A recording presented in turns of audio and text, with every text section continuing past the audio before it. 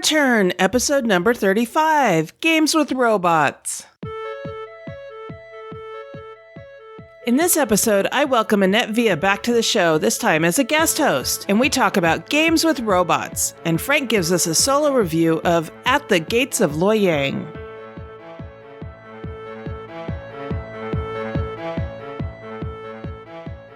This is the Dice Tower Network, adding games to your wish list since 2005.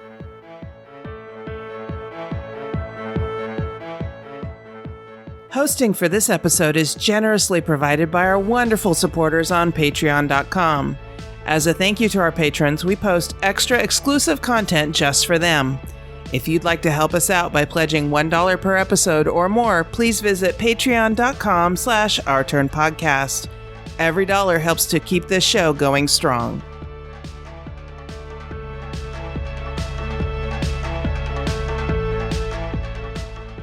Hi, and welcome back to Our Turn, Women on Gaming. This is Cathy, and today I am joined by a special guest host, and I want to welcome back to the show, Annette Villa. Welcome back, Annette. Hi, Cathy. How you doing? I'm great. How are you? Pretty good myself. I'm glad you invited me on this show again.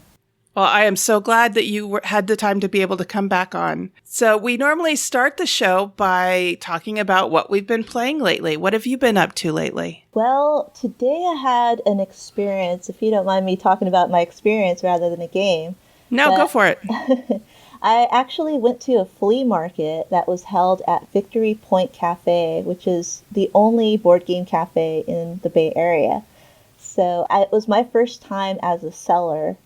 Oh, wow. Games. So I know. So it was quite an experience. I was trying to get rid of a lot of different games, and I said, okay, you know what? I'm going to go to this flea market and just go ahead and sell as many as I can. And it was a different experience because I had to price everything out. I had to go through everything and make sure, it was fairly priced. Stand there, talk to people, and, explain to them what these games are about. And I was kind of looking forward to the haggling aspect of it all because I love to haggle as a buyer. But as a seller, I didn't really experience that end of the haggling process. Oh, so, nobody haggled with you? No, no one was. I was a little disappointed about that. They were like, oh, no, I'll take that. That's a good price. Right. I guess I priced it too low. But so were you able to sell all your games? No, I took a total of, I think, like 45 games. Oh, wow. And I managed to sell, I believe, over half of them. Oh, that's good. So I didn't do too bad. It was my first time selling games. I was actually surprised that a lot of people were not interested in the shrink wrap games. So I know really? I had shrink wrap games, and they were fairly priced, and they were brand new, unpunched, and everyone was asking about like the Resistance and One Night Ultimate Werewolf, and like, oh my god, it's only $2. What did you have that was still shrink wrapped? I had games like Knights and Robbers, Pathfinder adventure card games. I had a lot of stuff like that, and I mean, they are a little bit more involved, so I'm kind of wondering if it's just because there were bigger games than just the small little package common games that people are familiar with. Oh, okay. Mm-hmm. And what did you think of the cafe? Oh, I love it. Actually, I went before when it first opened, and it was a great location because it's in downtown Berkeley. However, it was very small. So now that I went back, they actually remodeled and improved the space, and they expanded too. So now it's not just one area where you can play games. It's actually 2 storefronts that are connected together. Oh, great. I know, it's a lot better for the people that are there. It's air conditioned now. So so it's really enjoyable, and it's a really big open space compared to how it used to be. I'm really happy for them to be able to expand. How fun. We only have one here in the Sacramento area. It's down in Elk Grove, which is south of Sacramento. And I am blanking on the name of it right now, but I haven't been there. I take that back. I dropped a flyer off there one time for a convention, but I haven't gone there and sat down and been a customer and played in one yet. So that's something I'm still looking forward to doing. I just need to make time to get down there and play. Yeah, it's great. I think it's a really good experience. Kind of takes you outside of your home or your friend's home, and kind of places you in a wide open space with other gamers like you. And it's not a convention setting, so it's a nice little cafe where you can relax. So I was surprised to find out that you weren't at Origins this weekend. I know, I wish I was, because I saw all those pictures on Twitter and I was secretly jealous. I was not secretly jealous. I was openly jealous. Yeah, I didn't get to go either, but I'm hoping maybe next year. Maybe next year, but we'll just have to wait and see. I know, it seems like this year there was just so many people there, and it's just seeing everyone connect with each other again, and you don't have to wait 1 year. Like BGG Con only happens 1 year, and that's my big convention that I go to. Is it? I haven't been to that one either. Oh, I think it's just as good from the pictures that I saw. But Origins, it seems like another game convention that I'm willing to go to. Have you been to Origins at all? I have not. It's all the way in Ohio, and that's the other thing. It's so far away. I wish there was big cons like that on the Pacific Coast. I know it. The biggest one that we have out here is KublaCon. Mm-hmm. And that one has about, Frank told me the one that he went to this year was 3,300 people. And I know Origins is much bigger than that, and GenCon's even bigger than that. But it seems like all of the big ones are back east. Yeah, it seems like it. And, the closest one is the BGG Con because it's in Dallas, Texas. So it's not all the way on the East Coast or Ohio or anything. It's halfway in the middle. It's something I can compromise with. Yeah, I just need to figure out how to get there. So, Again, maybe next year. Not going to happen this year, but maybe next year. So what have you gotten to the table lately? Oh, a game that I've gotten to the table lately is this game called Space Race. Now, Space Race is a game that I kickstarted, and it's by a small little company. It's called Boardcubator. I believe they're located in the Czech Republic. Oh, okay. It's a small little game company, and they had this idea for a game that's dealing with a space agency, developing a really unique and great space agency with different types of spaceships, missions, leaders, and also these breakthroughs. And what you're trying to do is, in a card game, you're trying to acquire these other mission cards to build up your agency, these leader cards from the open universe. And this open universe is not the space universe, but it's the universe of ideas. So it's a really unique kind of way of thinking about a space game, but using universe in a different context. So you acquire these cards and you play them in a tableau area. And how you play or acquire these cards is by having a set of control cards. And these control cards are numbered 1, 3, and 9, I believe, or 3, 6, and 9. And so everyone has the same set of control cards. And on your turn, you both are picking and choosing which one to set down. So it's secretly done, and then you reveal at the same time who picks what. So it's kind of like a rock, paper, scissors kind of thing. Who has the highest value and what color value. And then that will decide on who goes first from picking in the universe.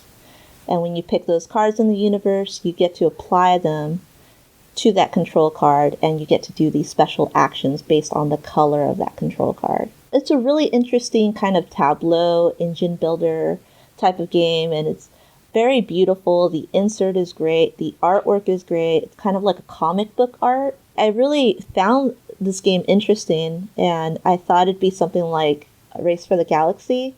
It's kind of like a fast-paced kind of game, but it has a little bit more thought to it. It's something that I think I can learn and develop and try to understand this game. It wasn't simple. It wasn't hard. It was just something I can kind of learn and figure out.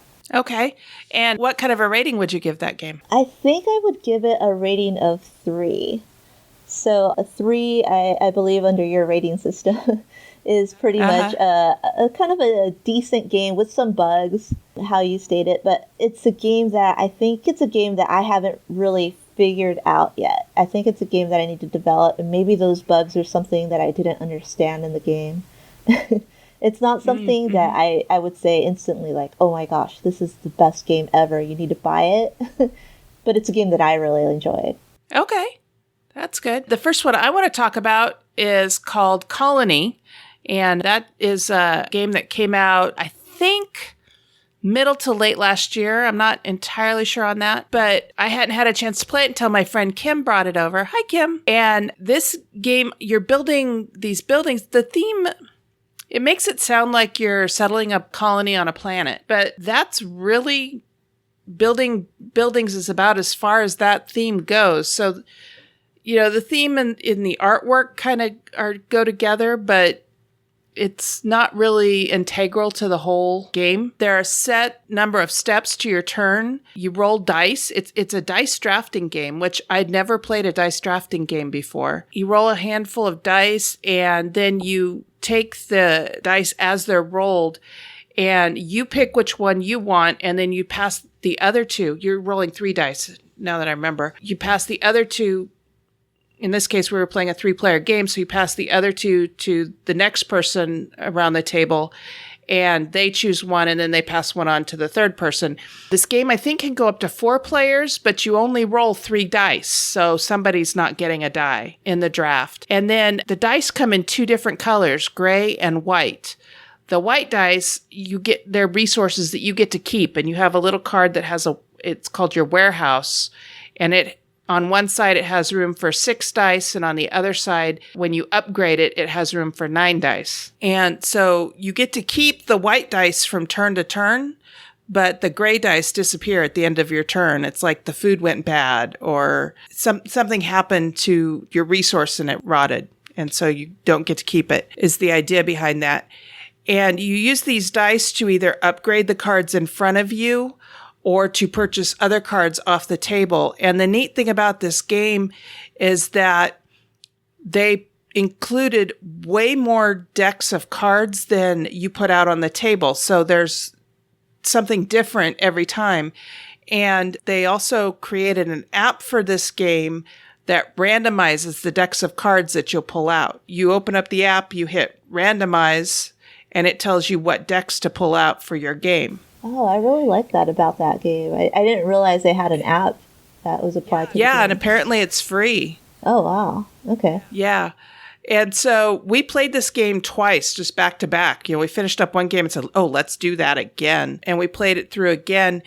And we absolutely love this game. I think it might make its way into our collection if we can find a copy, because there really weren't any bugs to this game that I could see. Everything seemed really easy to explain and well thought out. You take the steps every single turn to do your turn, and there's no downside to upgrading everything, because it either makes doing things easier or it makes buying things easier. You need fewer dice, or some of the cards will turn gray dice into white dice. So then you have more dice to draw from, because if you don't use all your white dice, you get to keep them in your warehouse. It was just a lot of fun. Like I said, the theme is maybe a little thin on this one, but the gameplay was just lots of fun, and the cards were really interesting. I can't remember all the different cards right now, but I really want to play this game again. We had a lot of fun with it. On our scale, I would definitely give it a 5. Like I said, we want to look for a copy to add to our collection. It plays well 2-player, I'm told. We played it 3-player and had a blast. So I would also like to see how it plays with 4 players. So that's Colony, and it was designed by Ted Alspach, Torio Hiho, and N2.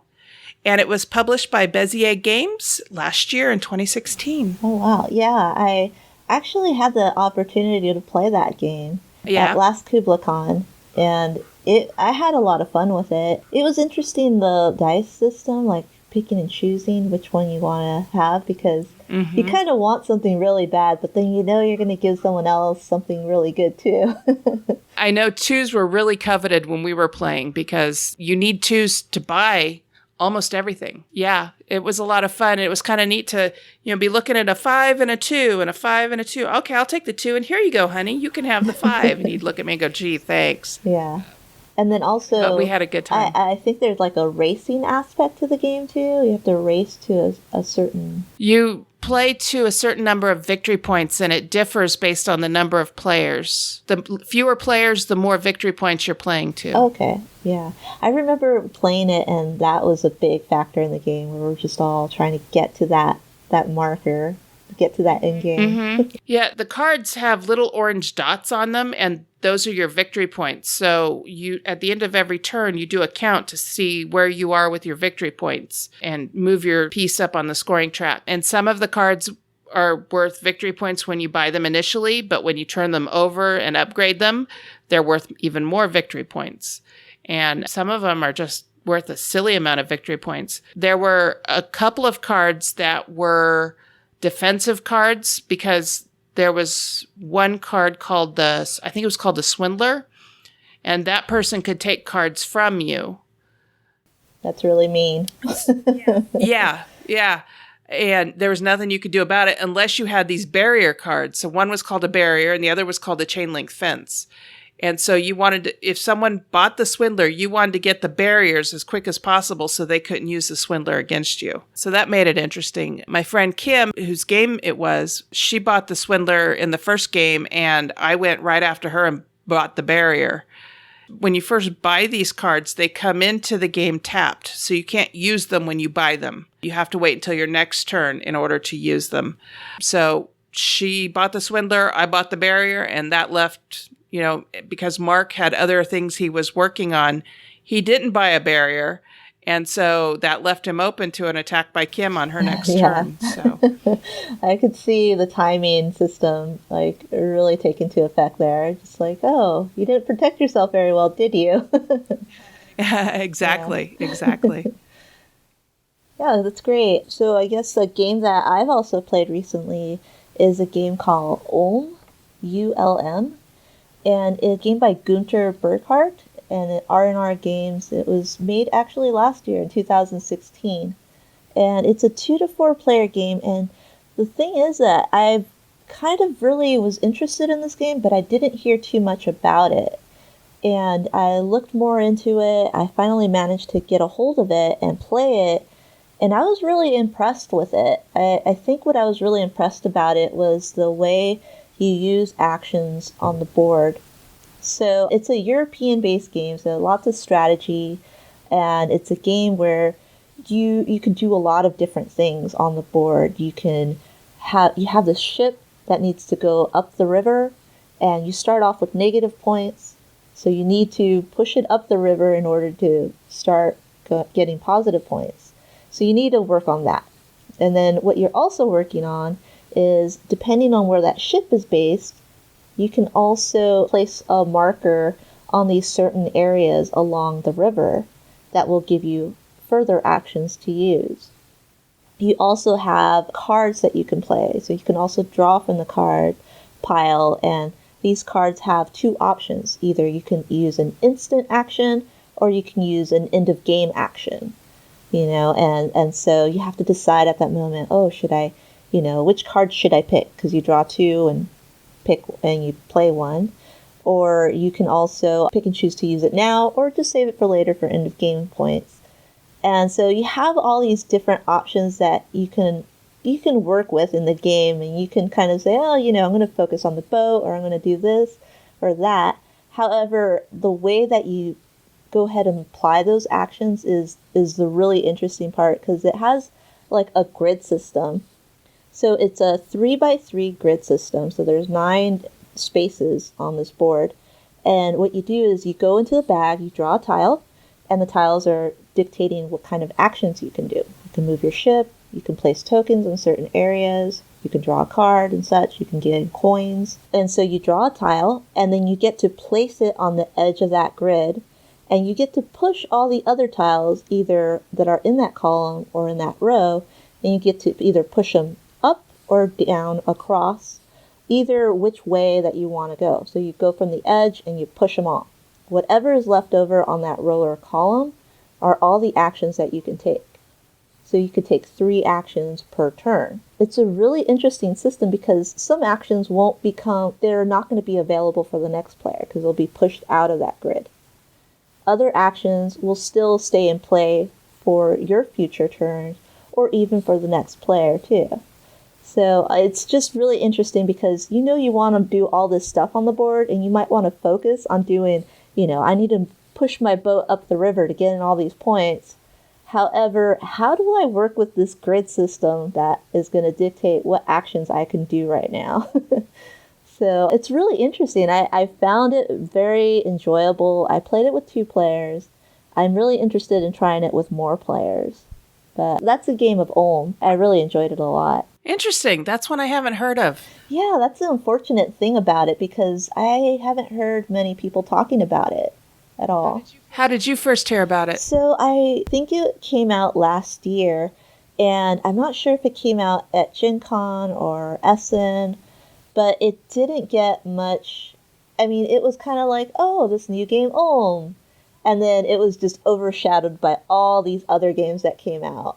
And there's so many games that are out in the market, and they're just coming in, the new hotness or whatever. And then it leaves all these other games, which are interesting and fun, and kind of use mechanisms in a different kind of way. However, they just get overshadowed by all these other bigger games. Last year was a really big year. Yeah. So, yeah.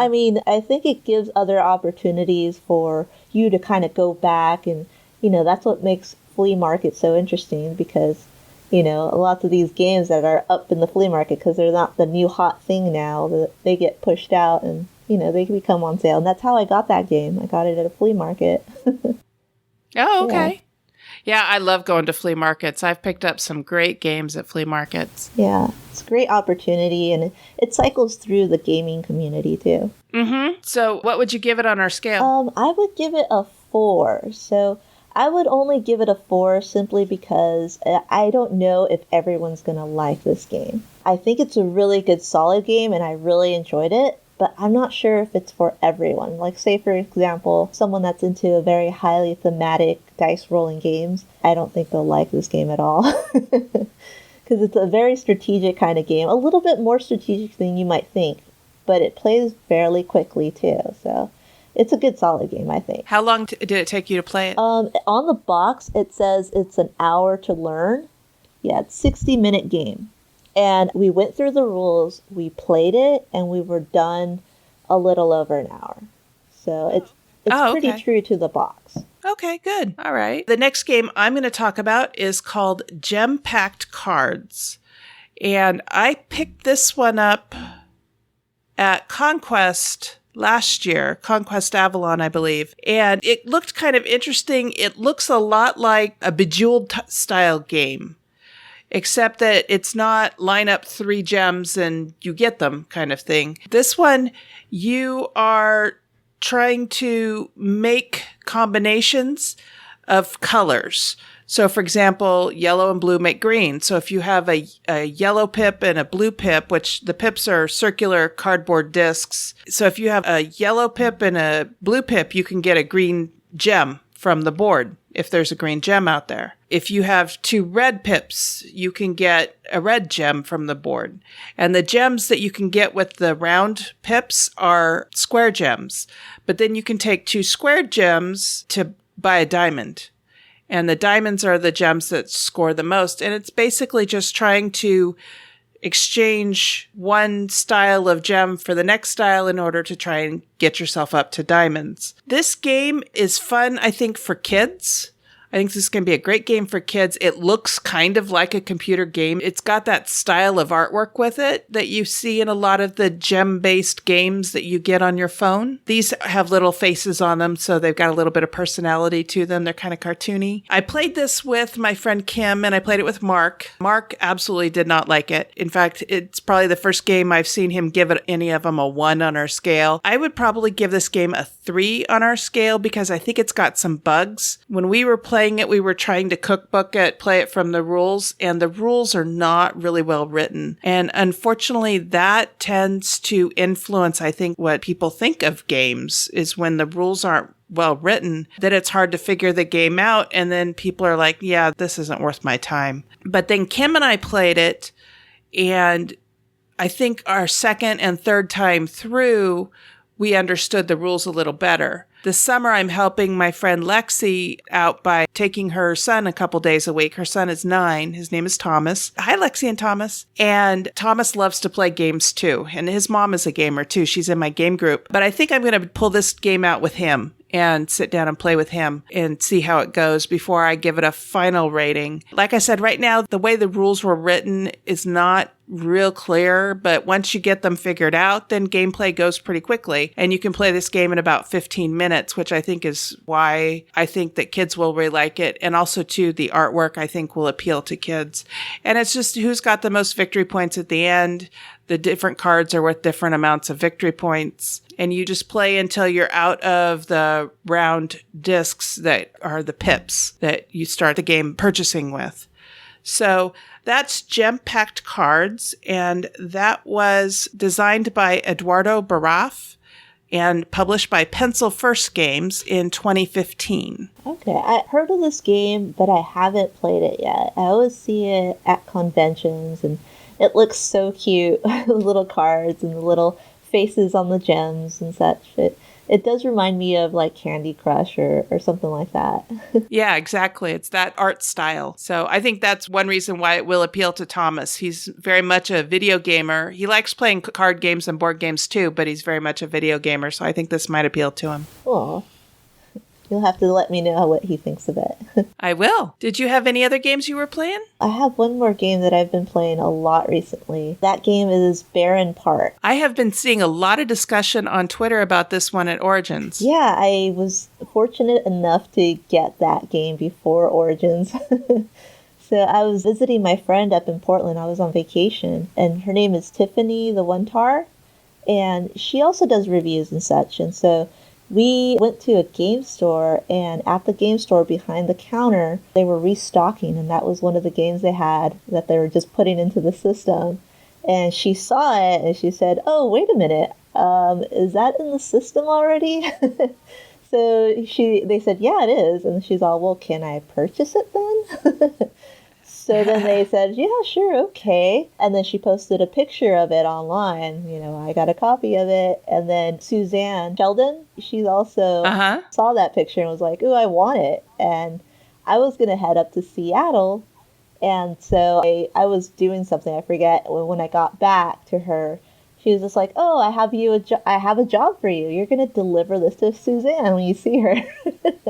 So she bought another copy for Suzanne. And so before we left, I decided to buy my own copy of it.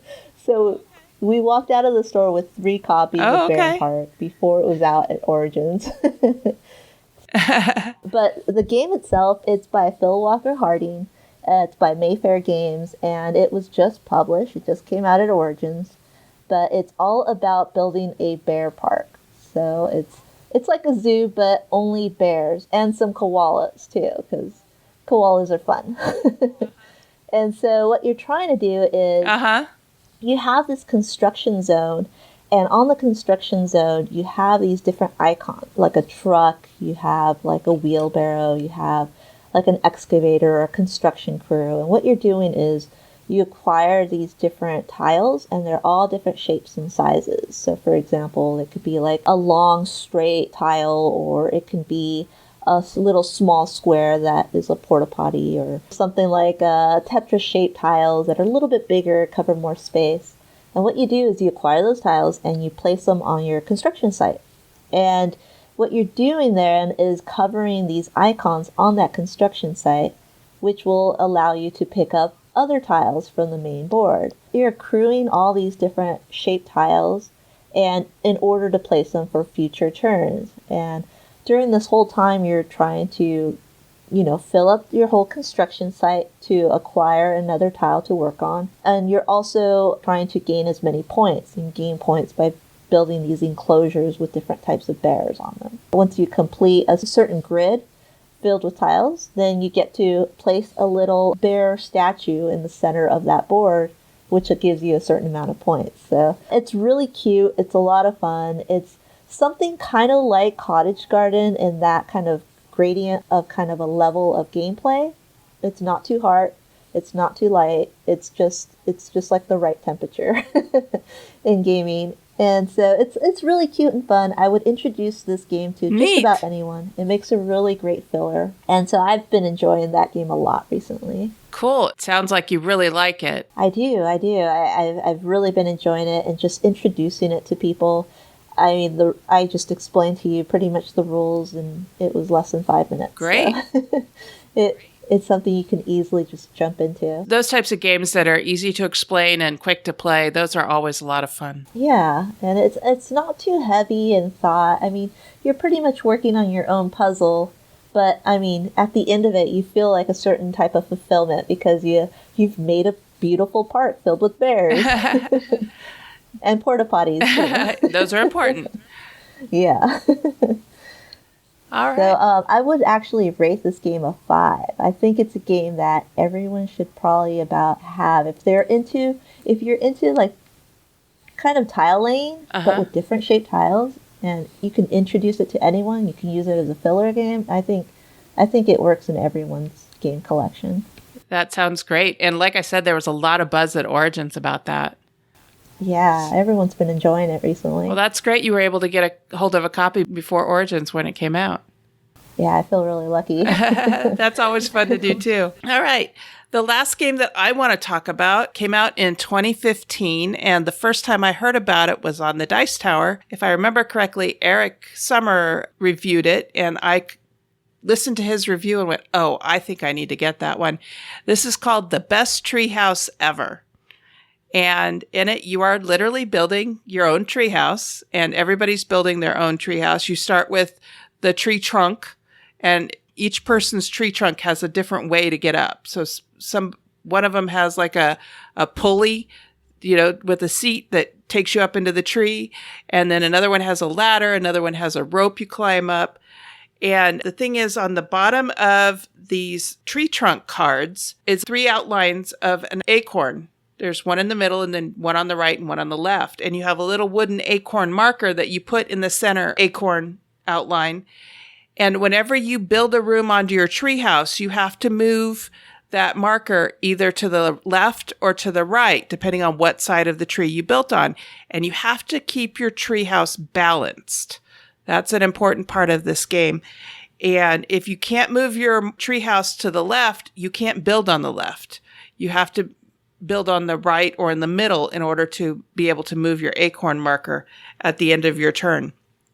And the rooms that you can build on your treehouse are just hysterical. They have a board game room, which, I'm already in love. A dinosaur exhibit, a bowling alley, a water slide, a chemistry lab, a surf simulator. So you're, surfing in your treehouse, a pizza parlor, an aquarium, a sushi kiosk, and they keep going on like that. There's 2 regular sized decks of cards. And then they have other stuff that you do hear about being in treehouses, like zip lines, rope swings, tire swings, things like that. But then they have other silly stuff like a basketball court and a pirate ship and a pie factory and a taco hut. And so it's a lot of fanciful fun. I did play this game with my friend Thomas, and he was building his treehouse, and he's like, oh man, I wish this would just, when we're done with the game, instantly become a real treehouse. I said, yeah, that would be a lot of fun. Yeah. One of the cards we kind of laughed at was the communication tower. I'm like, you got to have internet in your treehouse, right? That's so true. Yeah. So it was a lot of fun. I think we played this game like 3 times, one right after the other. And it was just a lot of fun. And the other thing about it, each room has a different color. And so the first time you place a color on your treehouse, you can place it anywhere you want. But the next time you place a room of that color, it has to be touching a room of the same color. So, for instance, if you put down a red room, the next time you place a red room, it has to touch your first red room. So all the red rooms have to be connected to each other. If you cut off a color, so, if you place like 2 yellow, or you place a yellow and a red on your first row, and then on your second row, you place 2 green and a blue, well, you've just cut off your red and yellow. You can't place any more red and yellow rooms. At the end of the game, you do your scoring, and they have these cards. One card makes a color of room worth double the points, and the other one makes a color of room worth 0 points. And you each get one of these cards to place on your treehouse, but everybody scores based on which colors are allowed and which colors aren't. So, for example, if I say green rooms are worth 2 points each, because I placed that card on the green rooms, Thomas can't say green rooms are worth nothing, for example. He has to say, okay, red rooms are worth nothing. And so when you're doing that, it's kind of a little bit of take that, because what you're trying to do is look at your opponent's treehouse, and you're trying to put the rooms that are worth nothing are the fewest ones that you have in your treehouse, but the most that your opponent has in theirs. So Thomas would look over at mine and realize he didn't have any green rooms, and I had a bunch of green rooms in my treehouse, but he had 1 red room and I had 3 red rooms. So he just made by putting this card on his red room, he just made my red rooms worth nothing. And I would take my double points and put it on my green rooms, which made all my green rooms worth 2 points each. So it was an interesting strategy learning game for him. I saw the strategy really quickly in it. So I think probably, this isn't going to be a game for hardcore gamers, but if you're trying to get your kids into gaming, this is a great game to start with, because it does teach that strategy, and you're able to say, well, here's why I just got 10 points and you just got, 5. So it was a lot of fun. I think he really liked it, and I give it a 4. And the only reason I don't give it a higher rating than that is because, like I said, gamers aren't going to find this a whole lot of fun unless you're just playing a light strategy game and you're having a great time looking at the different rooms they have. It may get old quickly for a group of strategy gamers, people that are into heavier games. But as a light filler game and as a kids game, it was a lot of fun. And so that's why I'm giving it a 4. And this was designed by Scott Alms and published by Green Couch Games in 2015. I'm finding that I'm becoming a big fan of Green Couch Games, what they publish. What other games have they published too? They also published Rocky Road a la Mode, and it seems like I have one other game that they published. I can't remember. I think Birds of a Feather is one of theirs too. And then they have firefighter-themed ladder game coming out. Ladder 29, I think it's called. Oh, yeah. I remember seeing that on Kickstarter. Yeah, I backed it on Kickstarter. And I'm really looking forward to that coming out. And I just played Rocky Road a la Mode at Conquest SAC in April. And I went back the next day and bought it because I just couldn't get that game out of my head. I love teaching it to everybody. So I'm really becoming a big fan of Green Couch Games. I like what they're putting out. Yeah, it seems like they're investing a lot of time into like these filler games, which I think filler games are pretty neat because after spending so many hours involved in such a high strategy game, it's just nice to kind of like play something casually and light. And fun. I mean, these rooms that are included in the best treehouse ever are just hysterical because you could never get them into a treehouse. They do have rooms that you would see in a treehouse, like there's the sleepover room and there's a tire swing and things like that. But, when you get into the eateries and things like that, you're like, yeah, that's a little fanciful, but it'd be really cool. So, yeah. Anyway, anything else? No, not recently. Okay. Well, in that case, that's what we've been playing. You've heard us referring to and rating games by a rating scale. Here's how we're using this scale. 1. Give me back the time I spent playing it. 2. Has great potential as kindling. 3. Decent with some bugs. 4. A good, solid game. And 5. Buy this now.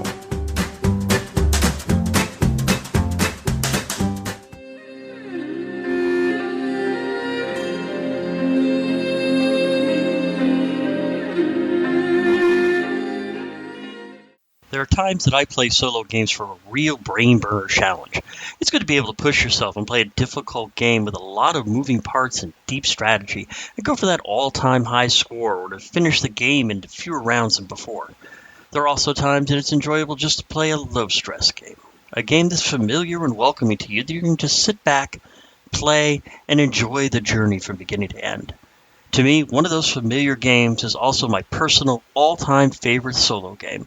And that would be At the Gates of Loyang, designed by Uwe Rosenberg, published by TMG Games, and currently ranked 209 overall at Board Game Geek. In Gates of Loyang, you play a farmer that over the course of 9 years you plant and harvest vegetables for sale at the Great Market of Loyang. During each turn, you turn over a new field card from your deck of fields. Then you harvest vegetables from your already planted fields and place them into your storehouse. In the multiplayer game, comes the card phase, where you'll be dealt 4 cards from a deck that contain regular customers that you have to fill a 2-vegetable order for over the course of 4 turns, casual customers who are one-time orders of 3 vegetables at a good price, empty fields of various sizes that you can purchase for 2 coins each, market stalls that you can trade 1 or 2 vegetables for another, and helpers, people that give you one-time use special abilities like getting a better deal at a market stall or being able to buy 2 vegetables for the price of 1. Anytime during the game you can take a loan of 5 coins, but they can never be repaid and they count as a negative victory point at the end. The heart of the game, though, is the action phase. That's where you'll plant those fields that you get each turn, or the ones that you purchased. That's where you'll activate the helper cards, fulfill the requests of your casual and regular customers, buy or sell excess vegetables to your shop for a few coins each if there's room, since your market can only hold 2 of most vegetables, or you can buy a 2-pack of cards from the deck. Any excess money that you make, you then spend to further your place along the path of prosperity, which is the victory point tracker. The first point each turn only costs you 1 coin, but to move farther along the path, it costs you a number of coins equal to the value of the space you want to move to. You cannot skip spaces. Now, it's a very important thing to be aware of that if you claim any market stalls, regular customers, or casual customers, that you cannot just get rid of them except for trading the vegetables that they have or by fulfilling their orders. If you later on decide that you don't need a helper, you can just get rid of those at no penalty. In order to remove a market stall, you have to trade out the vegetables that are there, but you can, if necessary, trade 1 vegetable of the same kind for another. The regular customers that you claim have their orders that need to be filled each year, or you get hit with a coin penalty, which if you don't have, may require you to take that loan that I talked about. While there is no penalty for not fulfilling a casual customer, if you wait and you have more regular customers than casual customers, you'll get a coin bonus for fulfilling those orders. Now, while Loyang can be played with up to 4 players, to me, this game truly shines as a solo experience. The only real change in the solo games comes from the card phase. Now, as I mentioned before, the card phase, you're dealt cards. But in the solo game, it changes 2 aspects of the card phase. First off, at the beginning of the game, 2 trading stalls, regular customers, and casual customers are put into play that you can interact with, since a lot of the helpers require another player to have those cards available to work off of. The other change is that the courtyard becomes a 3x4 grid of cards that you purchase. Now, the top row of cards are free. The second row costs 1. And the bottom 2 rows cost 2 coins each. At the end of the card phase, any remaining cards in row 1 are discarded. The rest are moved up, and replacements are filled in at the bottom. The free row never changes unless you take them. This eliminates some of the strategy that I've seen in multiplayer games, where you may be dealt a card your opponent can use, more often than not, and are dealt 2 cards that you really want to use. So you have to time when you place those cards in the courtyard and be aware of the needs of your opponents, so that the card you want is available when it's your turn. Now, there is a lot of theme in this game. From the veggie-shaped meeples, little wheats, pumpkins, radishes, cabbages, beans, and leeks, to the artwork on the cards. The quality of the cards and meeples is good. To me, the only real drawback is the odd size of the cards. It was difficult to find good sleeves for them, but not impossible. There is a thread out on Board Game Geek that lists sleeves for all the games, and Loyang is there in a way to get them. My original copy was very well played, unfortunately, before I could find those sleeves. Now, overall, on the Our Turn podcast rating scale, I would give Gates a 5. It is a fantastic game that plays exceptionally well, either solo or two-player. I would not recommend a 3 or 4-player game, as the extra player doesn't contribute much to the overall game and can be a distraction as 2 players in a 4-player game run their turns simultaneously. However, I don't see any detriment to the overall game quality between that and the odd card size. Now, this game was out of print for several years, but very recently, TMG Games has reprinted it, so it should be available through your favorite online distributor or your friendly local gaming store. I would absolutely, definitely go out and get a copy of this wonderful game as soon as you can. Next time, we'll shift from Earth to outer space with a game that has just been recently made available as a phone app, and I will cover both in Race for the Galaxy. Now, if you have any questions, comments, or recommendations for reviews, I can be reached in several ways. I'm on Twitter at the handle @Talisian, that is TALI, S as in Sam, EIAN. I also occasionally post pictures of the games that I'm playing or stuff on my Instagram feed at the same name. I also post occasionally in the Our Turn Podcast Guild, that's Guild 2600 out on Board Game Geek, and occasionally in the Solo Games on Your Table monthly threads. And remember, even though you may be alone, it doesn't mean you can't get your game on.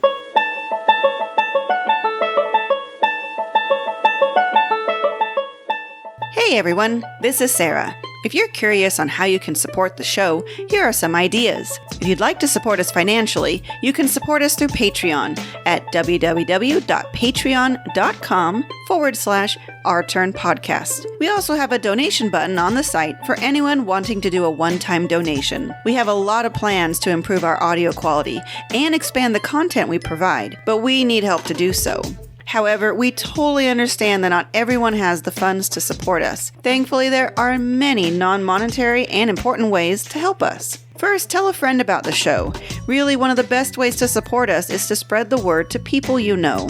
Commenting on our posts, either on the website, Facebook, Twitter, or the Board Game Geek Guild, are very helpful for us to know what listeners think and want from our show. If you think of anyone you'd like us to interview, please let us know. We'd also appreciate any shares of our posts on social media. Take pictures of you playing games and post them to any of our social media venues. We'd love to know what you're playing and maybe take a look at playing those games too. Please call our voicemail number. It's 916-426-2873. And leave a message or a show intro or promo. For example, you could say, "This is Sarah and it's our turn." Or, "This is Sarah and you're listening to Our Turn Women on Gaming." Of course, replace Sarah with your name. So there are many ways to support us, and we appreciate any and all of them. Thanks for listening.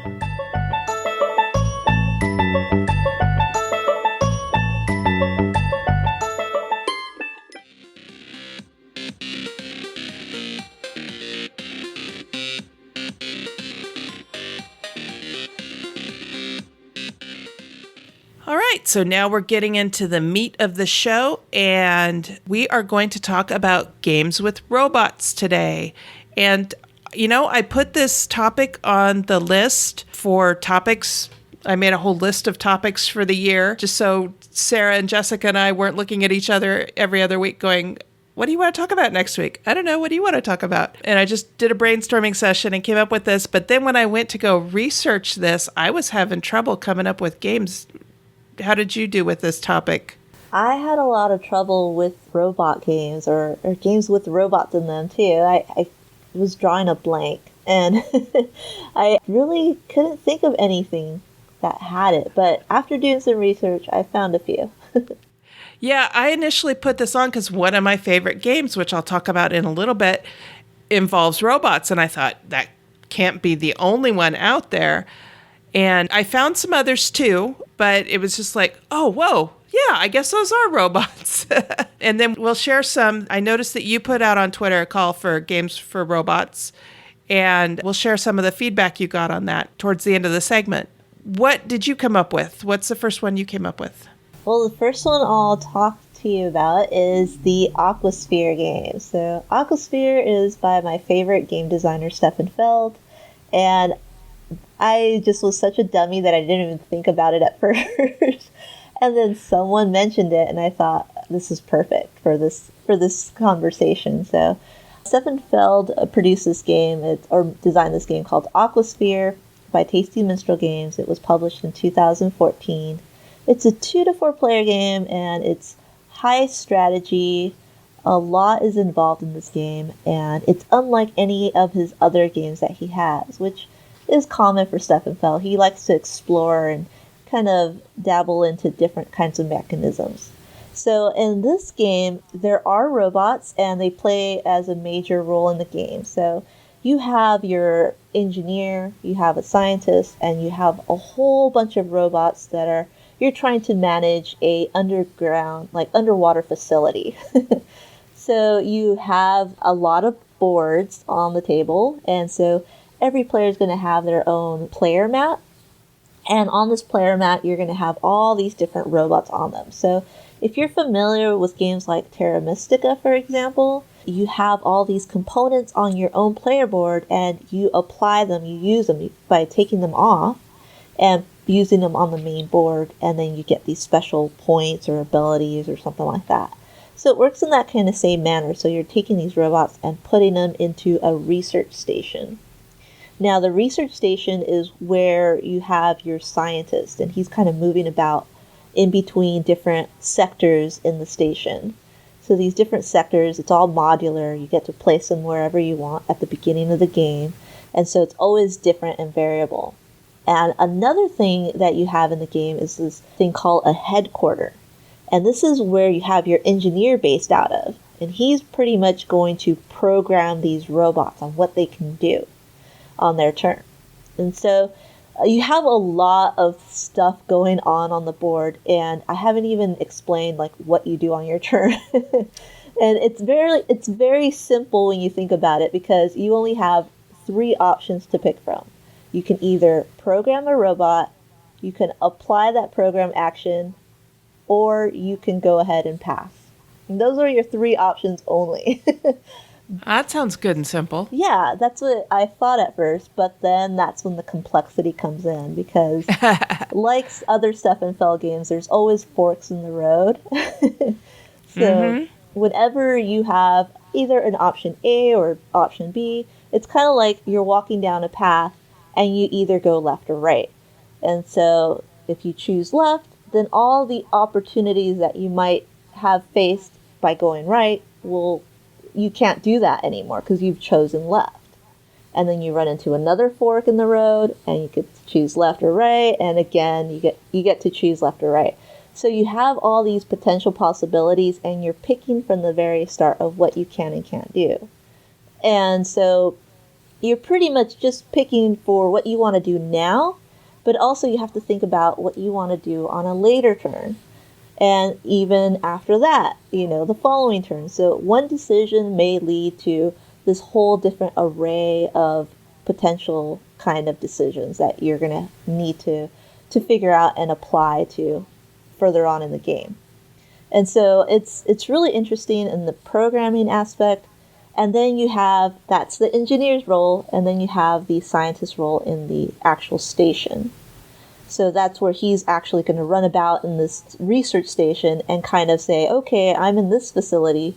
Now go ahead and bring the robots to this facility and do that certain action that the engineer told you to do. It's interesting use of how to use a worker, for example, because they didn't have to be robots in this game. But because they were, you can apply different actions by programming the robots. And I think that's what is really interesting about applying a robot instead of a worker in a game. Because workers do actions, but the programming is just an extra step to that. And so I think it's a really interesting way that Stefan Feld kind of applied that mechanism. It's like You can't just go here and do the thing. You need to first prepare for it, and then you can do it. That makes sense, though, with the robot-themed game. Yeah, it's really interesting. It's a really heavy game, so I just kind of did a general overview. There's a lot more to the game on your turn. You could program the robots to do a lot of stuff. And so, yeah, it's simple because on your turn you can either program the robot or you can just do the action. But there's just so much to do. And there's only 4 rounds in the game. Oh, but wow. it'll take you well over an hour and a half. Oh, okay. So it's a little bit more complex and strategic. It's something that you'll sit down and kind of break your head over. I think several of these games might fall into that category of brain bender type games. Yeah. It's something that you have to think about with these robot games, you know. Uh-huh. It's not just a worker game, but there's a lot of programming involved with robots, I've come to find out. Right. They speak a whole different language. All right. So my favorite robot game, and probably my third favorite game of all time, is Robo Rally. And have you ever played that one? I've never played this game, but I've heard a lot about it. It came out in 1994 and was developed by Richard Garfield. Now, he's developed a lot of games, but the one that is probably he's most well known for is Magic the Gathering. And from what I understand, the story goes that he developed Robo Rally and he took it to Wizards of the Coast and they said, you know, that looks interesting, but we're actually kind of looking for a card game right now. And so he went back and developed Magic the Gathering. And when that took off, they said, now what was that other game you wanted?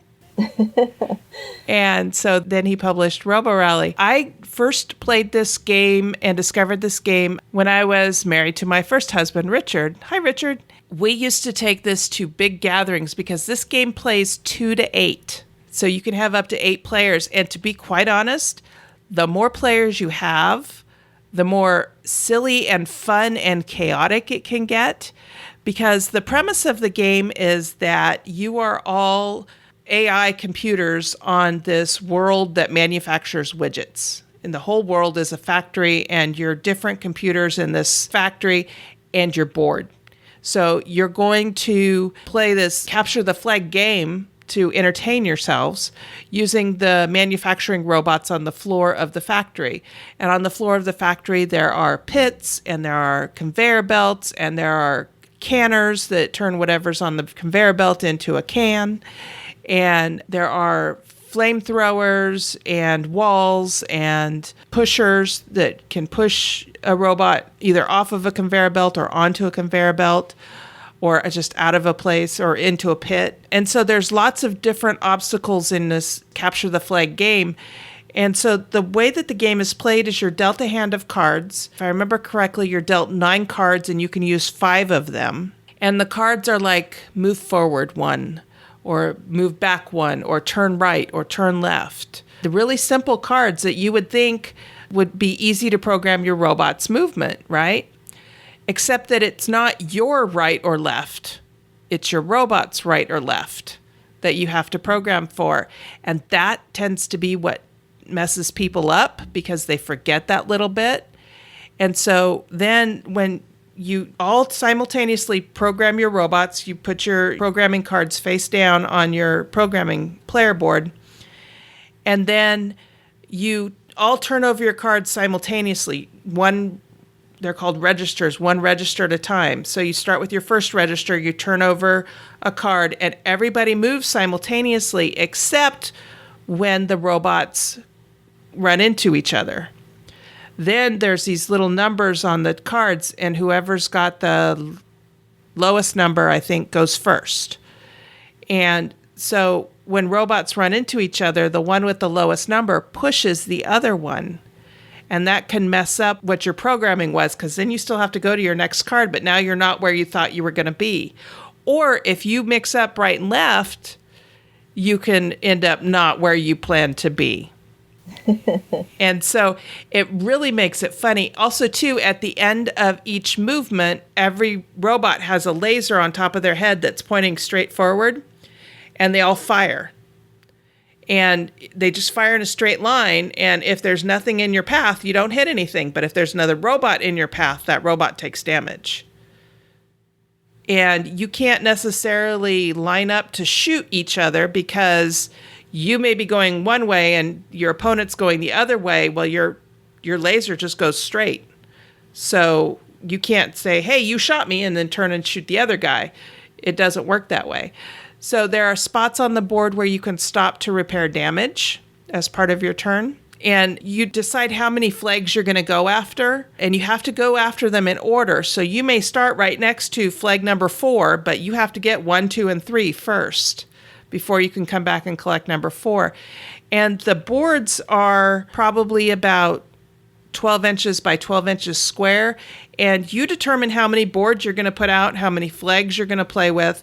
The more flags and boards you put out, the longer the game's going to be. But if you use fewer boards but more flags, you're going to run into each other a lot. You have 3 lives in your game, so if your robot gets killed, you're not out of the game. If your robot gets destroyed, you're not out of the game. It just goes back to a save point, and you start from there again. But you have 3 lives, just like a video game.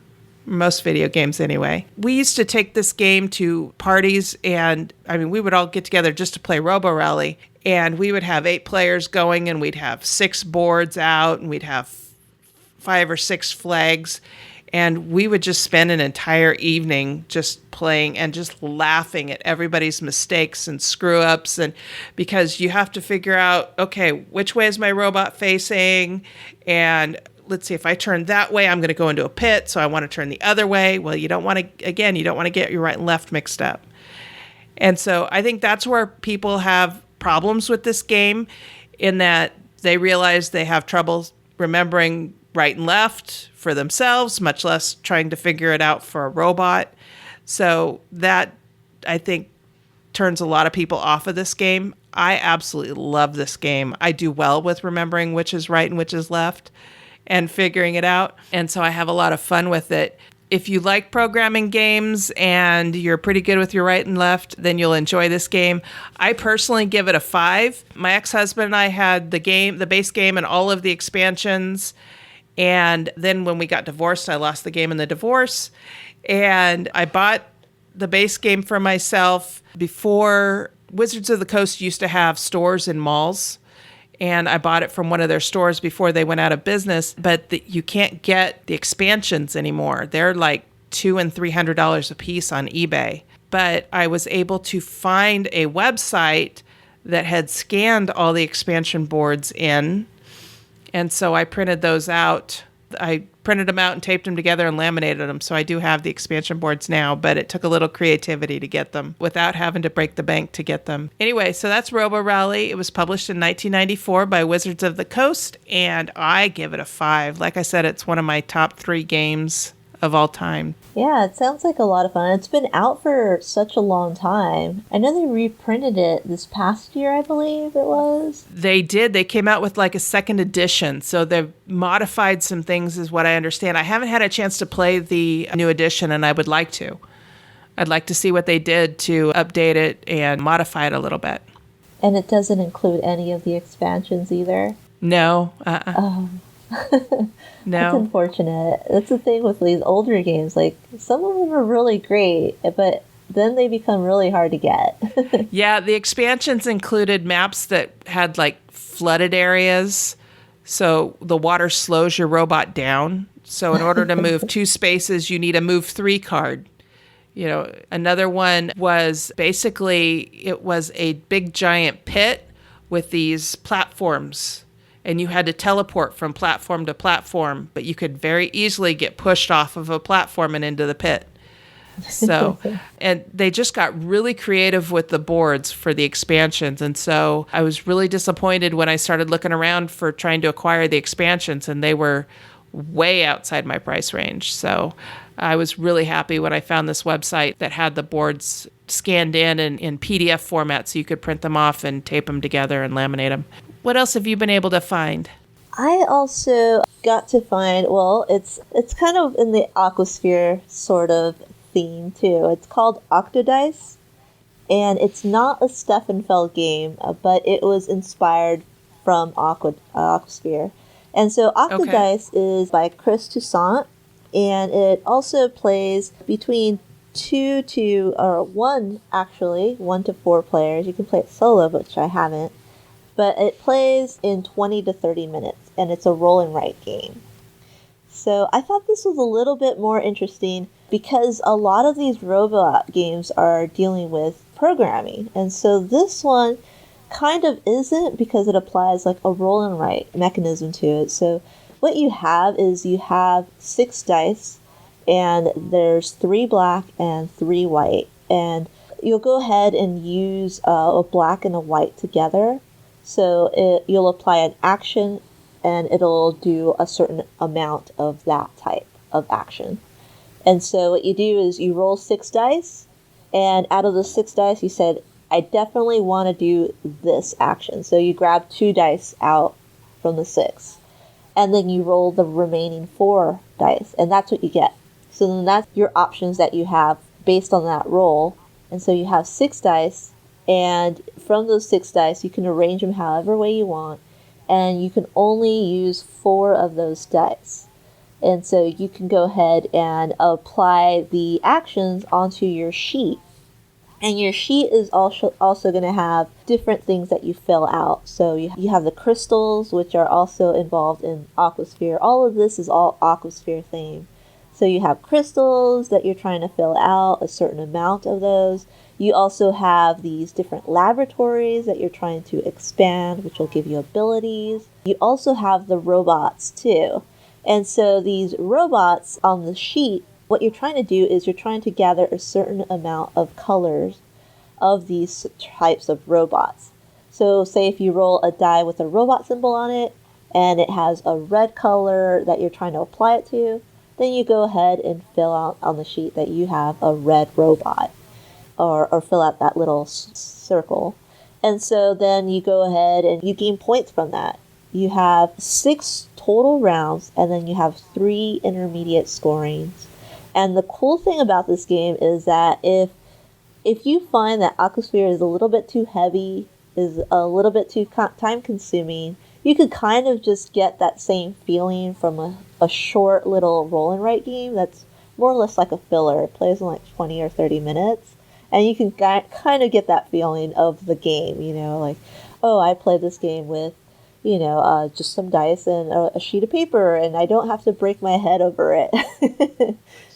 A lot simpler, but it's still in the same Much theme, simpler. and it has robots in it too. It's not a major area in the game like it is in Aqua Sphere, but it is a part of the game. So there's 6 different sections on the sheet that you can do. Like there's 6 sides of a dice, and so one side of the die is like focused on the robots itself.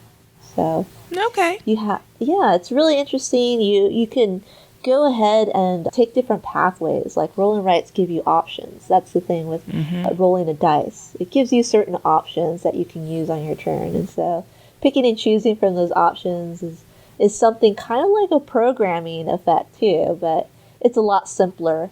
And it's easier to introduce to people too. I'm finding that I'm really enjoying roll and write games. Just since this craze started with roll and write games, that's when I got introduced to the concept. I am finding that I'm having a lot of fun with them. I know the folks that organize Gen Cant are having a roll and write design contest. Have you heard about that? I have, and I actually tried it out, and I thought, oh, okay, this will be easy. It's a roll and write games. Those games are so simple, and they're filler games. And then I tried to create one, and I completely failed. It's like, it's not as easy as you might think. Yeah, no, I have absolutely zero interest in trying to design any kind of game, but I'm interested to see what comes out of that contest. I think that will be fun. That's the thing with the whole craze or the whole hype of these roll and write games. There's a lot of potential ways of applying a die roll to and filling out certain bubbles, or drawing routes, drawing lines, or certain ways, and so I think it'll offer a lot of points of creativity for people to kind of play with. I think so too. So I'm looking forward to that coming out. Yeah. All right, so that's Octodice. And what's your rating on that one? So my Aqua Sphere game, I would give that a rating of 5. It's a must-have in my opinion.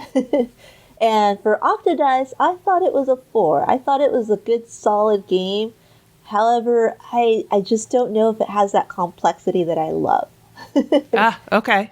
Okay. All right. My next game with robots, some people might call foul on, but I'm going to push it out there anyway, and it is Scythe. Some of the pieces that you're moving are mechs, and, they may be human-driven machines, but I still think that to some extent they're robots. They're walking around, they're moving. You tell them to go attack things, and they do. So in Scythe, it's like an alternate timeline post-World War I Eastern Europe, is what I understand the story behind the game is. Except that there are mechs roaming the landscape. And I guess they're part of the government, part of the military, and they're there to keep order or keep your opponents out of your territory as you go and take territory from them, kind of thing. I really enjoy mech-style games. One of the first computer games that I used to play was Mech Wars. I think that was what it was called. And played it on the Commodore 128. So an old-style Commodore, not quite as early as the 64. It was the next step up from the Commodore 64. And I remember spending hours playing Mech Wars. It was so much fun. You're telling these robots to go do things. So when I heard about Scythe and it came out, I knew I had to have it because it just sounded a lot like Mech Wars to me. And so when we got this, we sat down and we played it 2-player. We've played it 4-player. And we just had a great time with it. Does it do anything brand spanking new? No, not really. You can find a lot of the mechanics and things like that are inside in other games. But I think the thing that was really stunning about Scythe was the artwork. It's my understanding that this game was developed based on existing artwork. Yeah, it's a really beautiful game. It is. I really like the artwork in it. And I think that this game is a good, solid game anyway, and I love thematic games. And so that's one reason why I really enjoy Scythe. And then I just love the alternate timeline, alternate histories of things as well. So Scythe is a game that I really enjoy. I know other people, because it isn't wholly original, it doesn't do a lot of new things with the mechanics it uses, have rated it a little bit lower than I do, but I give it a 4. It's a good, solid game. It's going to stay in my collection for quite some time, and I love the way that they developed the mechs. One of the mechs looks like a tractor. Yeah. I like the little figurines that they have, and they're really thematic. Yeah, the minis are great. I love them.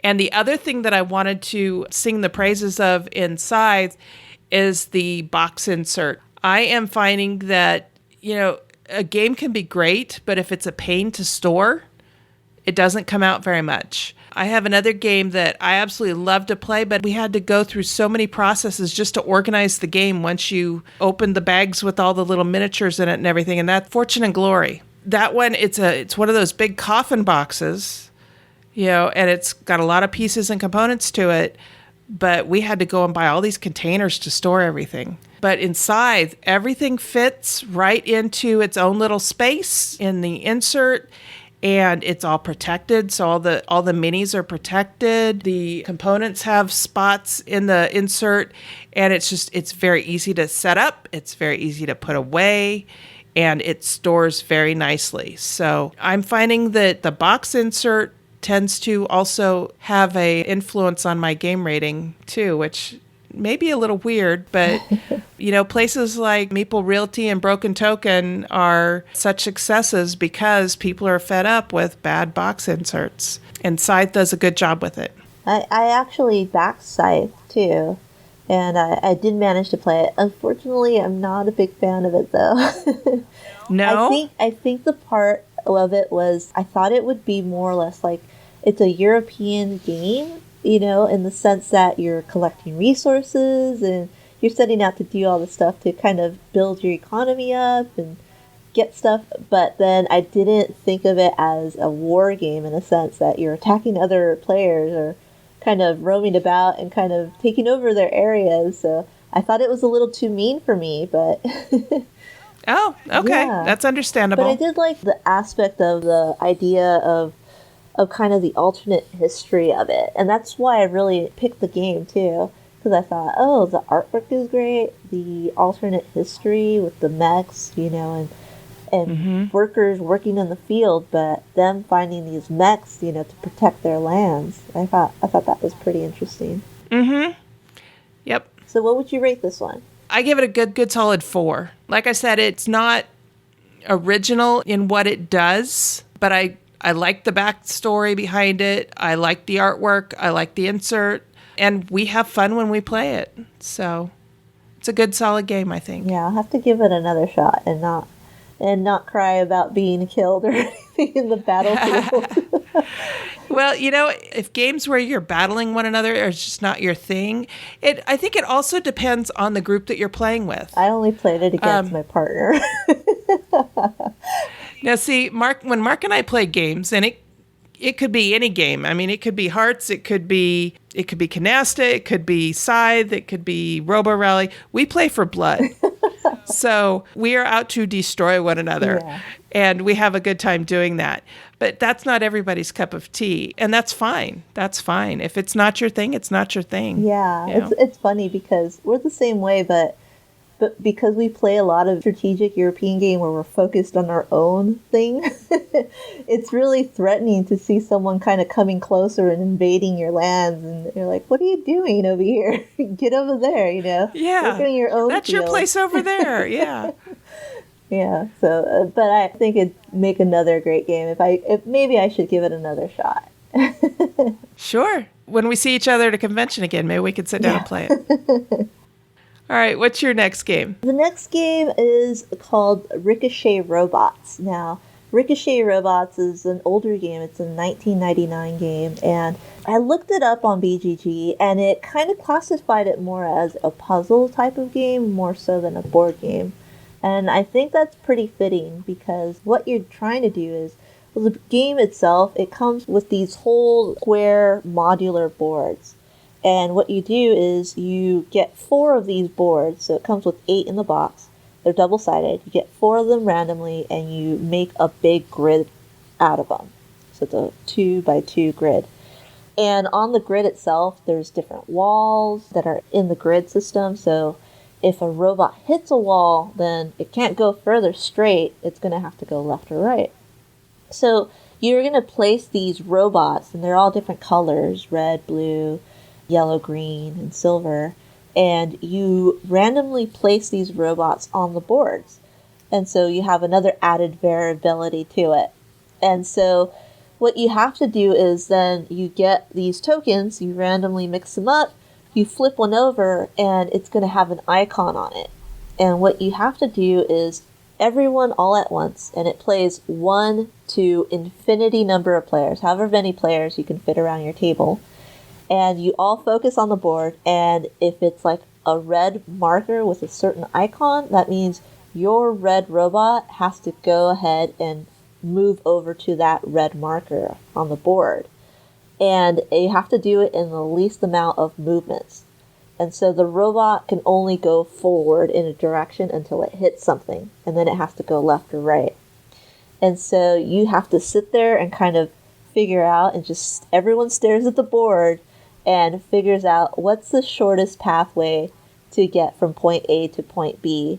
And another thing too is that you can move other colored robots to get in the way of that one particular robot. So instead of hitting a wall, it could hit another robot and not be able to go through, so it has to go left or right. So then you're moving about not just one robot, but you can potentially move other robots to kind of help that path shorten up.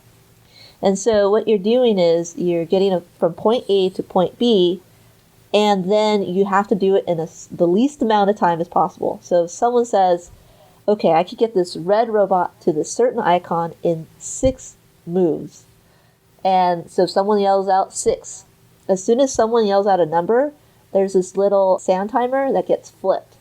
And everyone gets about, I think, a minute or 2 minutes to see if they can find a shorter path than 6. And so it's a very puzzly type game. I think I have to compare it to the same kind of mindset as the game Set. I don't know if you've played Set before, but No, I haven't. it's another puzzly game where certain people are going to be really good at it and other people just will not be good at it. So it's a really like quick pace, fast thinking kind of how do you get from point A to point B and just try to beat everyone as fast as possible.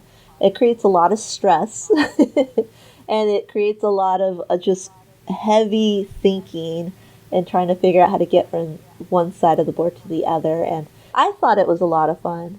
And when I played it, I played my friend's copy, and he bought the copy. He was like, oh, I have this great game to show you, Ricochet Robots. And so these robots are going to ricochet and bounce off of all these walls. Let's play it. And we played it, and I think I was just a genius at this game because as soon as we started playing, I was like, 5, 3, 2, and they couldn't figure it out. And so it became a game where he just never really wanted to play me again. So it's some people, I think it'll be really easy for them, and others it'll be a little bit more harder, and you know, they kind of have to take a little bit more time. You could take out the timing element though. My friend Kim is really good at puzzles, and that sounds just like her cup of tea for sure. You should give it a shot and try to introduce her to that game. Yeah, I've heard of it. I've never played it, so I'll have to give that a try. So what do you rate it? I give it a 3. So I think it's not a game for everyone. Like I said, my friend bought it and he was really excited about it. But as soon as he saw that, you know, one player was kind of dominating because they could think a little faster in a certain way, then it kind of turned him off from that. But I think it's meant for certain players, but it's a game that's more or less like a puzzle, you know? Okay. Yeah. All right. My last game is Mechs versus Minions. And again, I'm talking about mechs, but I'm going to say that they're robots because you have to plan out your movement. It's another movement programming game. You're driving these mechs. You start out at the school. This is sort of a legacy style game as well because there are lots of different scenarios for you to open and play. And when you open the box, there's a box inside that all you see coming out of the box is this giant axe.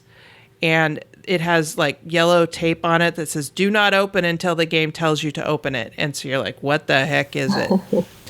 And I won't spoil it for anybody, but the player pieces are these mechs that each one has a character on it, and each character is sitting on top of a mech, and they're all different. They all move in different ways. And you have to program your mech's movement in order to fight these little minions that are swarming all over the board. And you're trying to keep them out of your school that they're trying to get into. It is so much fun. It is so much fun to try and figure out how to stomp these little minions. There are 100 minions in the box. Wow. And I didn't realize there was that many little miniatures in there. Yeah. There are 4 different types of minions. They're just different poses. They don't do anything different based on, you know, which one you put out. But there are 100 minion figurines in the box, and you have to fight all of them. And then there's this giant mystery box that you have to, it's a boss monster, basically, that you have to go up against. And then the miniatures that are the player pieces are painted, and they're just beautifully done. And then trying to program your mech to move and accomplish your goal for that particular scenario. And you get some extra powers when you complete a scenario, but when you're damaged, certain abilities get taken away. And so it's really a big challenge. I watched this game being played for the first time at Conquest Avalon. And then the guy that was doing the game mastering the game showed me the box.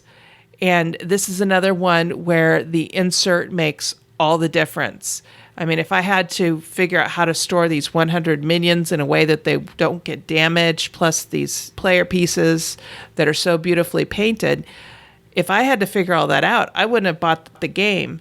The insert is what made me go, yeah. I mean, yeah, the gameplay was important too, but Had I had to try and figure out how to store all this stuff, I wouldn't have bought the game. But this insert is amazing. Like I said, there are 4 different poses for these minions.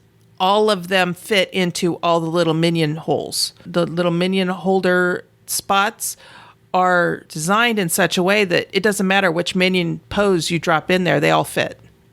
Yeah, I've actually seen that insert before, and I was really impressed with how it was stored. Yeah, it's absolutely amazing. And then it all fits together nice and tight. It's, again, a coffin-sized box. It's a big box, but the game is so much fun. And then the setup and teardown is so easy, too. The game boards are, again, 12-inch by 12-inch squares, and they're double-sided, so the map changes from scenario to scenario, and it is just a lot of fun. We started playing this with my niece Nicole and her boyfriend Kyrie. Hi, guys. And then Mark and I, and we got through probably 3 or 4 scenarios before we got stopped by the boss monster. So we need to get back together again so we can play this, because like I said, it's a legacy style game. So you're starting from the very beginning of you're entering mech school, but oh my gosh, there's a crisis. And so you have to deal with this crisis and learn how to operate these mechs on the fly. And then you get more abilities with each playthrough. And so I find it a lot of fun. I easily give this a 5. When I saw the box, I had to have it. And thankfully, there was a vendor at the con that had a copy, and I made it mine. Wow, that's really. I kind of went over and told Mark, we're buying this game. That's really and then I lucky. showed him. I showed him the boss monster box, and he's like, "Yeah, we're getting this game."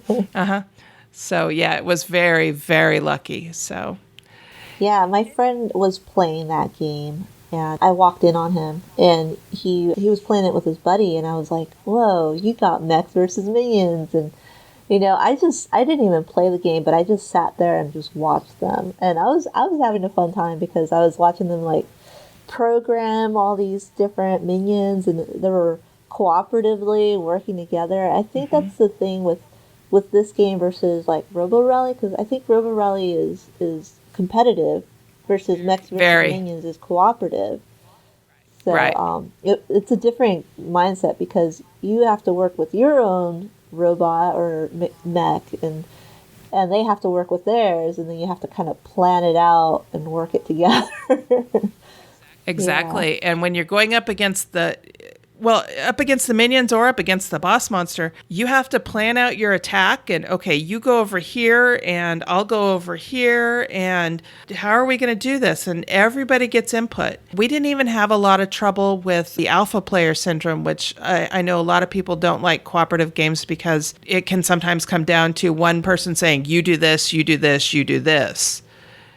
Okay, everybody go. That is sometimes helpful, but a lot of times it leaves people with kind of a bad taste in their mouth from the game because one person was basically dictating everything and not listening. So again, it depends on your group, but when we were playing, we were having a great time with it, and I can't wait to get it back to the table and play it again. Yeah, I'll have to try that one. So you did put out a tweet I saw on Twitter, and you asked if anybody could give you games with robots in it. And you got some pretty good feedback here. Mind if I go through and read some of it? Sure, go ahead. First one on the list was Robo Rally. That was the first reply you got. Then Aqua Sphere. Eden's Garden suggested Robo Rally. And then Barbarino suggested Aqua Sphere. Nicholas came back with Steamworks Race for the Galaxy and the Neuroshima family. I've heard of Neuroshima Hex. I haven't heard of anything else. And then Race for the Galaxy, I've played that, but I don't remember robots. Yeah, I think that one has characters on the cards. Like, yeah, there's certain characters on those cards that are like robots, like the Galaxy Trendsetters. They're pretty much robots. Oh, that's on right. The cards themselves. So they don't really. It's not something that is highly played in the game or made use of, but it's a character in the game. It's in the artwork. Right. Yeah, okay, that makes sense. I haven't played Steamworks. Have you played that one? I have. I played that one, and it does have an automation, a machine or an automator, which is like a robot. An automaton? Automaton. I think that's what it is. Okay. But it... now that I think about it, Unfair has a whole robot theme, and I forgot about that. Okay. Yeah, there's a lot more games with it. But I think in Steamworks, it more or less is like an extra worker you can have if you have that kind of ability or that kind of engine that you've created. You can use an extra worker. Okay. Have you played any of the Neuroshima games? I've played Neuroshima Hex, and that one's all about programming in a certain way. So that's something about these games that I've kind of learned, this whole category of games with robots. They tend to be a lot about programming. Mm-hmm. Yeah, definitely. And Jealous said Steam Park, and I think Xanthi reviewed Steam Park on one of our episodes here, but I don't recall her talking about robots. But it is steampunky, and robots are a big part of steampunk. There is a robot expansion for Power Grid. Angelus also said that. And yes, there is. And I have played that, and I'd forgotten about it. It's basically how you play a 2-player game of Power Grid. You can use a robot as your third player, your dummy third player, if I remember correctly. Kimberly said Robot Riddle. She says it's like a choose-your-own-adventure, story-driven game. Oh, that sounds like fun. Yeah, I haven't played that one. Bill Corey Jr. says Above and Below, Near and Far, and City of Iron, all for Medraven Games. Yeah, so I've played Above and Below, and I guess it comes out in the storyline of the game. So there's certain characters, and I think one of the characters is a robot. And then also in Above and Below, have you played that game yet? No, I haven't. I haven't had a chance to yet. Okay, well, there's like a exploration part of the game where it's kind of like the storyline portion of the game, where you go into the cave or below and you explore, and then you get to read from this book, and it has certain paragraphs, and some of the paragraphs have, I guess, robot characters in them, and you can confront them. So they could be a part of your game, or they could not. So I guess they are a part of Above and Below. Okay, that makes sense. Mad Bonna says Planet Defenders has robots. Have you played Planet Defenders? No, I haven't. I haven't heard of that neither. one. Another one for Near and Far, which I haven't played that one yet either. Yeah, I backed that one, and I just got it, but I haven't opened it yet. Ah, okay. I'll look out for those robots. Benny Spearling says Kanban uses robots. Metal Dawn does, which is on Kickstarter right now. He says it's a Skynet kind of game. So Skynet's from Terminator. Oh, okay. From the Terminator movies. Terminator's a robot. Terminator was a robot, and I'm sure there's a Terminator game. I just haven't played it. Yeah, there has to be. Andy Matthews says Chimera Station. Yes, I backed that one from Tasty Minstrel Games last year. And it should be coming out soon. Okay.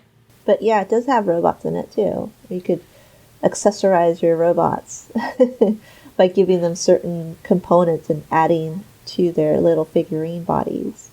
Okay. Scythe. Andy said Scythe as well. And then he said Robot Turtles. And I think Sarah has mentioned Robot Turtles.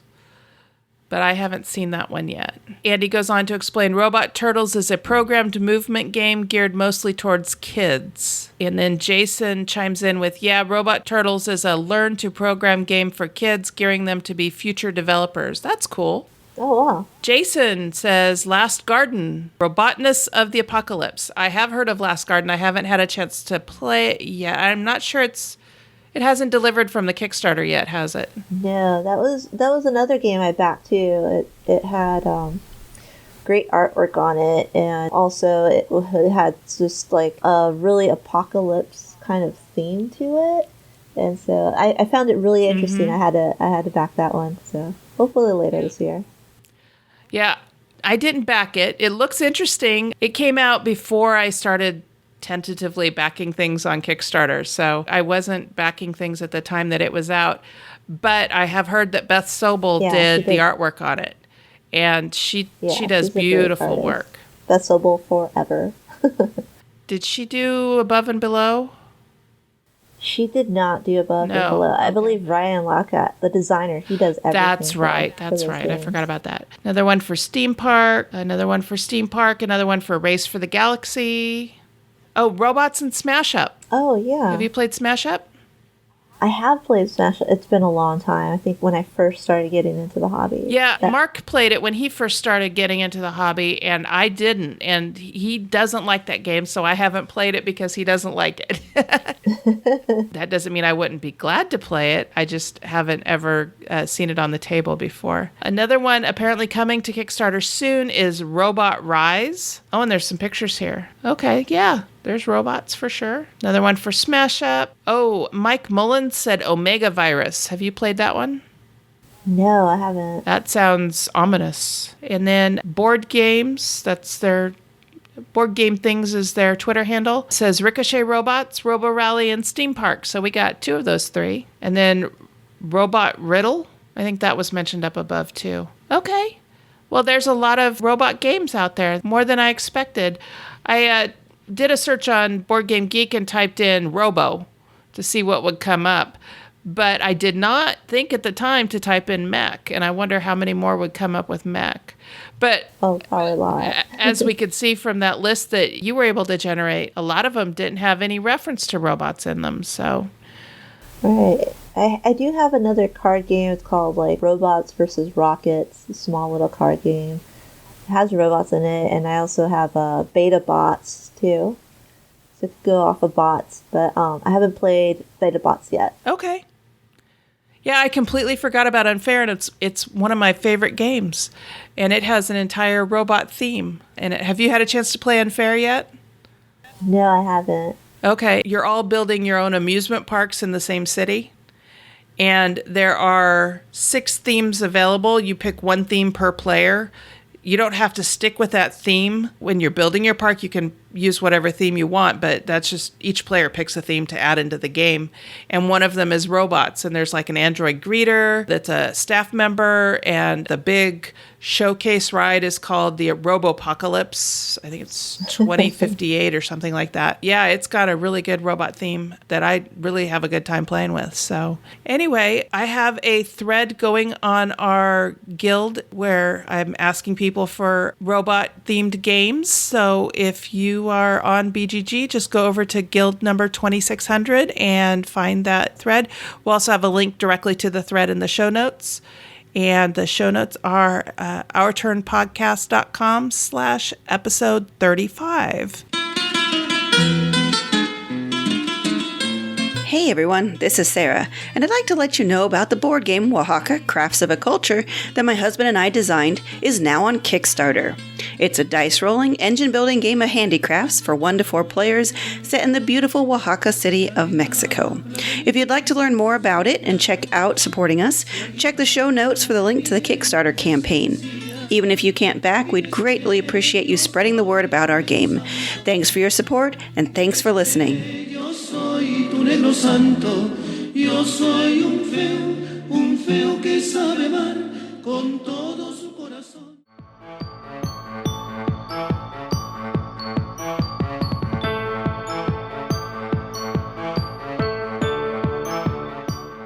Okay, so now we're wrapping up the show, and it's the time of the episode where we talk about what we're doing in the next week or 2. So what have you got on your plate coming up, Annette? Well, next week I have a game day / night happening at my place. So How fun. Yeah, I don't do these very regularly because I've been super busy, and so is my partner. So now that he passed his qualifying exam for his PhD, he has a little bit more time on his hands. And Woohoo! I know, I demanded for him to have a game night. I was like, we have to have one. Well, congratulations on his qualifying. That's a huge accomplishment. Definitely. I'll make sure to mention it to him too. And so we're going to have a game night, game day, and we have our doors open pretty much from the morning all the way to the wee hours of the early next morning, hopefully not. Mm-hmm. It's open till whenever, however long anyone wants to stay till, but I generally invite just the regular friends that already play games along with coworkers that aren't gamers themselves but are interested in playing new games. So it's a really great way to just kind of introduce people and kind of just have people over from all different walks of life, work, friends, school, and just join together and just kind of have a whole game day. That's one of the nice things about board games is that everybody at some point in their life has played a board game or a card game. And so it's a great way to say, well, come on over and we'll show you some others. Right. And as long as you don't pull out the tough stuff, it won't scare them off. Yeah, no, I have my tough shelf. And I usually show those off like, oh, like these are very, very, very nice and very, very long. And we don't have to play these, but if you're interested one day, we can do that. I know my mom sees the pictures that I post like on Facebook sometimes when I get a new game and I post a picture of it. And she just kind of shakes her head when I talk to her and she goes, I don't know how you figure out some of those games. But I've gotten in the habit of when I go to family events, I'll take a bag of games, but I'll take the simpler games, not the complex ones. And so when we got together at Memorial Day, I pulled out Can't Stop and I said, want to learn to play a new game? And she said, I don't know. I said, this one's easy. And we ended up playing like 7 games of it. It was really fun. That's a really great game. I have that game too, so maybe I'll pull it out for this game night. That's a good one to introduce new people to. It really is. All right. And anything else going on? Let's see. Not really. I'm looking forward to this one game coming out. It's called Lignum. It's a game that just came out in Origins, so I've been looking forward to this. It's from Capstone Games, and they've become a publisher that I've really been interested in lately. They've been picking up a lot of heavy Euro games and bringing them to the States. So, yeah, this is the next game that I'm really interested in purchasing. Oh, very cool. I hadn't heard of that one yet, I don't think. Yeah, it's basically about being a lumberjack. Oh! Yeah. I love some of the themes that they're putting onto games now. There have been lumberjack games before, but it's not real common, and I have never played any of them. But Jessica recently talked about a game that was about coal mining. Oh, yeah. There's Coal Baron. Coal Baron's all about coal mining, too.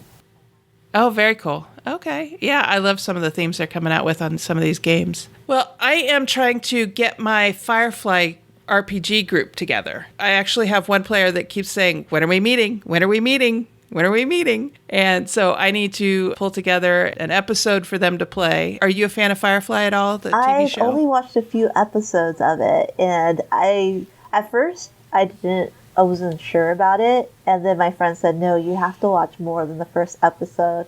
And then I watched like the second or third, and I was like, okay, let me revisit that first episode again. So I haven't finished this season because there's only one season, but I haven't finished it yet. But yeah, there's 14 episodes in a movie. Yeah. It has such a big following too. Yeah. And the RPG is just fantastic. Margaret Weiss Productions did a really good job with it. And I'm actually trying to get one of the writers to come on the show for an interview. So we'll see how that works out. That would be perfect. But yeah.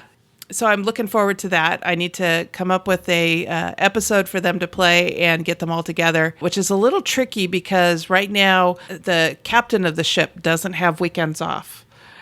And so it's like, okay, so how do we handle that? So it'll be interesting. And then every Tuesday night, there is a Denny's game night. We don't go every week, but we try and go a couple times a month. So we'll see if we can get to that. And then episode 40, this is episode 35. We have episode 40 coming up in 5 episodes. And we are planning to do an Ask Us Anything kind of episode. So I am posting a thread in the BGG forum, and Sarah is going to be collecting questions through Facebook. I'm going to be collecting questions through Twitter, and then me and Sarah and Jessica will go through and answer these questions and see what we get asked and what answers we come up with. We'd really appreciate it if anybody wants to send us any audio that we can include your question in an audio. And so Sarah and I will post things on Facebook and BGG on how to do that. You can either, call our phone number and leave a message, or you can make an MP3 file yourself and send it to us. So we'll have all the instructions for that in our posts on BGG and Facebook. So I'm really looking forward to that. I think that's going to be a lot of fun. Yeah, that'd be a great way to connect with the audience. Exactly. So, Annette, where can people find you online? So I'm known as Netters Plays, and I'm on Twitter, Instagram, Facebook, and YouTube. I have my own YouTube channel, and I also am a part of several groups. I am a part of Meeples Included and the Instagamers Network. I also do a Favorite Game Friday, too, which is featured on Instagram and a part of the Dice Tower. And then I recently started doing segments for the Board Game Breakfast for the Dice Tower, too. So. Oh, wow. You're just busy. Very busy. But I really like it and enjoy it. It's a lot of, it's my hobby, and I really love playing these games. So another thing I really love to do is just talk about them as well. Yeah, me too. That's how Our Turn got started. So, all right. And then you can find me on Twitter for sure. I am the one behind the Our Turn podcast Twitter handle. And then Sarah runs our Facebook page, which is facebook.com/OurTurnPodcast. We also have an Instagram account. We don't post there very often, but we do have some stuff up there, and I'm trying to get into the habit of posting more pictures up there. We also have an account on Pinterest, which is pinterest.com/OurTurnPodcast. And we have some plans to expand on Pinterest a little bit and put some more stuff out there. So please connect with us on social media. I know Annette and I both love talking to people about games. Anywhere we can strike up a conversation. Yeah, definitely. I'm willing to chat about games anytime. All right. Fantastic. Thank you so much for coming on and guest hosting with me today, Sure. Annette. Thank you so much for having me on the show. Okay, until next time, that was Our Turn. And now it's yours.